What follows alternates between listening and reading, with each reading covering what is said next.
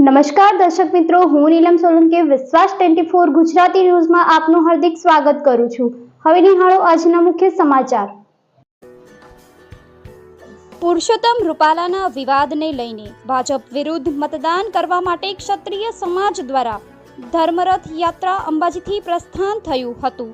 ક્ષત્રિય સમાજ દ્વારા આ ધર્મરથ જિલ્લાના દરેક ગામમાં ફરી ભાજપ વિરુદ્ધ મતદાન કરવા માટે ક્ષત્રિય સમાજના આગેવાનો દ્વારા અપીલ કરવામાં આવી હતી અને આ રથ વિવિધ વિસ્તારોમાં ફરી પાલનપુર ખાતે ખારાવાસના રાજપૂત વાસ આવી પહોંચતા રાજપૂત સમાજ દ્વારા ધર્મરથનું સ્વાગત કરવામાં આવ્યું અને ક્ષત્રિય સમાજે ભાજપ વિરુદ્ધ મતદાન કરવા માટે ક્ષત્રિય સમાજના આગેવાનો દ્વારા અપીલ કરવામાં આવી। આ ધર્મરથમાં રાજપૂત સમાજના અગ્રણીઓ મોટી સંખ્યામાં જોડાયા હતા।